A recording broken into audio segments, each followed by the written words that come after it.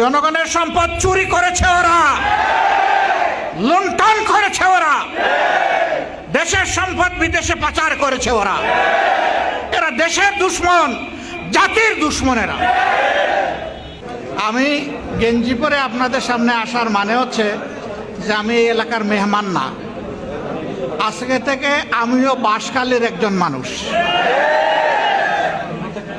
আপনারা রাজি আছেন? বাঁশখালীর নাগরিকত্ব দিবেন আমারে?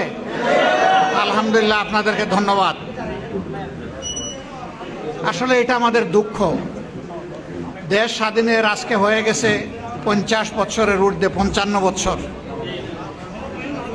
একটু বৃষ্টি নামলে আমাদের ঘর বাড়িতে পানি ঢুকে পড়ে, রুজি রোজগার বন্ধ হয়ে যায়, মাছের ঘের পুকুর সব ভেসে যায়, আমাদের গরু ছাগল পশু এগুলা নষ্ট হয়, ক্ষেতের ফসল নষ্ট হয়। এক একটা বন্যা মানে বাংলাদেশের এক একটা দুঃখ। আর কিছু এলাকায় প্রায় প্রতি বছরই এটা লেগে আছে, এর কোনো সমাধান নাই।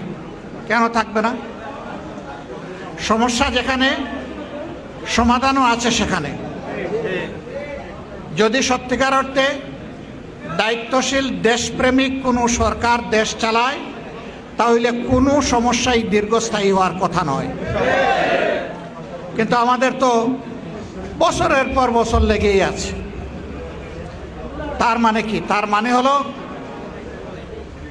যারা দেশ পরিচালনায় গিয়েছিলেন তারা জনগণের কথা চিন্তা না করে নিজেদের কথা চিন্তা করেছেন।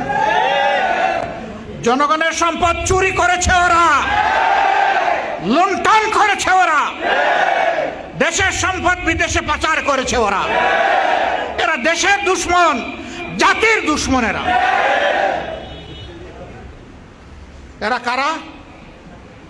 গ্রাম থেকে শুরু করে সচিবালয় পর্যন্ত যারা বসে আছে,